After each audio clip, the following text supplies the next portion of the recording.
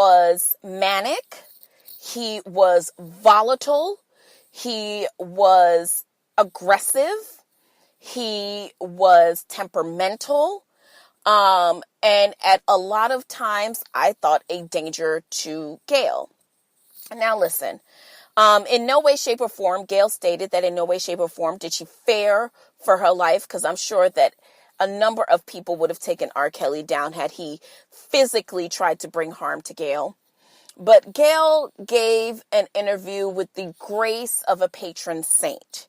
The interview included such questions to R. Kelly if he had any time had sex with a minor, which he danced around that question.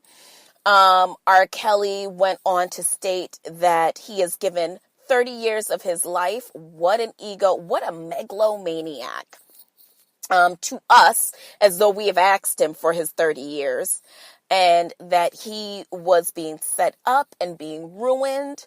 And at no point in time did R. Kelly have a moment in which he said, you know what, I have made a series of bad decisions, and I think that we have different viewpoints on indiscretions and indiscretionary behavior, and here I am. R. Kelly blamed everyone and anything else for his problems.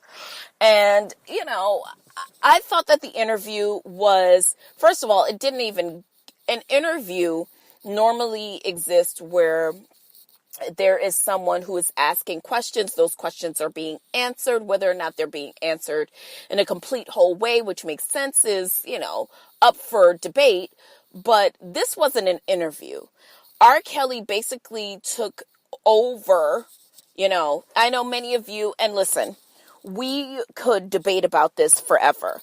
I think that what I thought was powerful was, yes, Gayle had the good grace about herself and the patience and the wherewithal about herself to not react to R. Kelly's reactionary tone. And I thought that was really awesome. However, this wasn't an interview. We didn't learn anything new about this situation. We basically got some really great sound bites and clips, which the internet has wasted no time in remixing and doing all kind of things with. But this wasn't an interview. For all of you that are, slapping Gayle high five for a great interview, this wasn't an interview. This was a moment where Gayle showed unformidable poise and grace in her ability to not be reactive to a temper tantrum. However, most of her questions were either not answered or answered incompletely.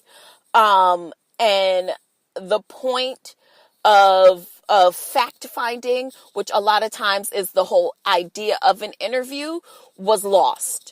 So I did not think it was a great interview. What I thought it was just a great moment for Gayle. I thought it was a great moment for Gayle, who, by the way, is having her contract currently renegotiated with CBS.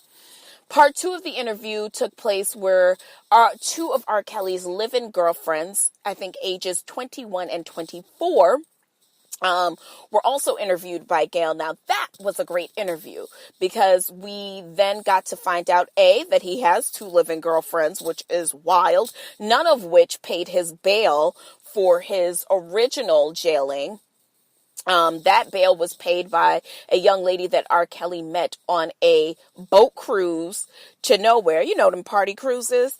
Yeah, he met this woman who I believe has her own babysitting business. If that's not ironical, I don't know what is. But this woman has her own childcare business, and she posted R. Kelly's $100,000 bond. R. Kelly then was jailed again this week for his back pay of child support to his wife or ex-wife, Andrea Kelly, whom he has kids with. And that was in the tune of $160,000. Now, I don't know, because in order for him to be released from jail, that back child support had to be paid in full. Now, I don't know. R. Kelly, if you do not know, does not own any of his masters. I suppose had to sell some of his masters or all of his masters because of all of the indiscretions that have taken place. And listen, indiscretions is a really kind word. I think in the case of R. Kelly, this is not an indiscretion. This man has a problem. This man, and listen, for all of you guys who are super woke right now, congratulations on ya. I'm really proud of you. But let's not act like there was not some point in time before social media where we weren't stepping to the name of love knowing good and goddamn well that R. Kelly was out here fucking children. We knew that from Aaliyah. We knew it. We all knew it. We all knew it, and we all still believed we could fly. We all did listen, I know I did. If you want to sit around and act like, oh no, girl, I've been woke since the day I came out of my mother's vagine. Well, girl, good on ya. Okay, good on ya. But let's call a spade a spade. Because the world is all looking now, we have to all come to an agreement because, listen, R. Kelly is guilty, honey. Guilty. Okay? And let me just bring up one person for you guys. There's a lot of you guys on social media who's saying stuff like, oh, well, y'all don't got this kind of energy when it comes to all these white men doing all this shit. Y'all ain't got this kind of energy for Harvey Weinstein. Gayle posted up with Harvey Weinstein. Oprah over here doing interviews. She ain't got this energy. Listen, saying that does not negate the fact that R. Kelly is a pedophile. Okay? We are not talking about R. Kelly messing around with 17 going on 18-year-old girls. We're talking about 13. 13, y'all. 13. We're not talking about 19-year-olds. We're talking about babies. This man has a fucking problem. Yes, Harvey Weinstein is also very guilty. And Hollywood has been going around. Listen, when he got revealed, Harvey Weinstein, all of Hollywood had already known what the deal was, okay? So when Malia Obama was out here taking internships with Harvey Weinstein's company, let's not act like we didn't all know. Niggas knew Harvey Weinstein was disgusting, okay? Women have been knowing this, and this has been the talk of Hollywood for years. So listen, I think that these people who seemingly cape up for the side of good only when everyone is looking, that's my problem. Okay? But your argument, Pete Rock and CL Smooth, if you guys don't know who that is, check out his Instagram page, The Real Pete Rock. Pete Rock has been posting a series of things since R. Kelly has been released from jail twice. Basically disparaging Oprah Winfrey, who just did an interview on the making of Neverland, or whatever that shit is called, and we're going to talk about that in a minute.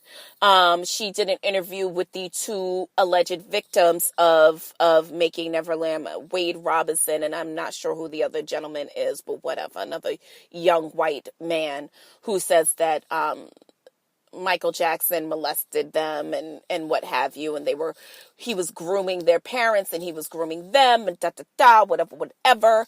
Now, here's my thing. I don't think that you can call the Harvey Weinstein situation, Michael Jackson's situation, and R. Kelly's situation. You cannot call those all zebras of the same stripe. They're not the same thing. And I think that, it never ceases to amaze me how much black men will go 5,000 fucking miles out of their way to somehow make the indiscretions of a black man a black woman's fault. Oprah Winfrey though she did do this interview with these two gentlemen, she is not the reason why Michael Jackson is out here looking suspect. She's not the reason. Gayle King, yes, she did this fucking interview. She's not the reason why R. Kelly is out here looking sus. And let's just make this very clear. I think that sexual indiscretions and sexual misconduct are terrible on any level. But when committed against children, I think now we're talking about a zebra of a different stripe. Harvey Weinstein was committing sexual misconduct against grown fucking women, okay? These are women who you would assume, because of chronological age, have the wherewithal about themselves to be able to call him out on his shit, okay? Now, kids, on the other hand, who have not had the necessary experience and tutelage under their belt to even be able to call a thing a thing. That is, I don't understand. Please, all you niggas who are going around blaming these women or saying that these women are playing themselves, and where's the energy for Harvey Weinstein, and where was the energy for this white man, and where was the energy for that white man? That's not the same. That's not the same. It's not the same, y'all. Okay? It's not about where the energy was for one and where the energy wasn't for the other. What it is about is, if you are mad at Oprah and if you are mad at Gayle, you need to check yourself. Why is it okay for these sexual misconducts to be done to black women, and it should just go unnoticed, to black children, and it should just go unnoticed? Nobody should complain about it. You know, why is that the case? Why is it that when it's done to white women, listen, I don't know if you guys noticed, but in the news, I would say probably about a week ago, there were two young white girls in rural California, ages 5 and 8, sisters, who wanted to go outside and play, and their mom told them, you guys, you can look this up. This is a real story. You guys, give mom a minute. You guys can go outside and play. These two little girls took it upon themselves to say, you know what? No, bitch, we're going to go outside with or without you. Now, these two little hoes ended up getting lost. And because of some 4-H training, they survived on water from the trees outside. Okay? And a granola bar that they had taken with them. Now, the state of California sent out state troopers, Army helicopters, all kind of shit to find these little girls. Thankfully, these little girls were found safe and sound. However, when there are black children missing, all you get, if you're lucky, is your local television station asking, have you seen these little motherfuckers at 5:30 in the morning? Nobody's sending out helicopters for our kids. Why can't we get it within our heads that we have to protect? I don't understand why black men have such a fucking problem with protecting black women and children. Now listen, I've said it before and I'll say it again. Some of you niggas hate women. Some of you niggas really hate women. And it has nothing to do with sexual preference. Has nothing to do with sexual preference. You feel as though women are here to just be your cum buckets. Let's just call a spade a spade. No one should be complaining about R. Kelly's indiscretions, as you guys like to call it, because it's not a fucking indiscretion, okay? It is disgusting, and it is sexual misconduct against children. Okay? And as far as Michael Jackson is concerned, one of the differences between Michael Jackson and R. Kelly's situation is Michael Jackson is no longer here to defend himself. And these two young men came out previously saying that Michael Jackson had not done anything to them. They, in fact, testified at his 2002, 2001, whatever year that was. They came out at his trial to defend him. So I think that we have to be careful with the way that we color these stories and the way that we say that this is someone's fault or this is, I have not watched the documentary on Michael Jackson. Have any of you watched it? I haven't watched it, and I don't have it within me to even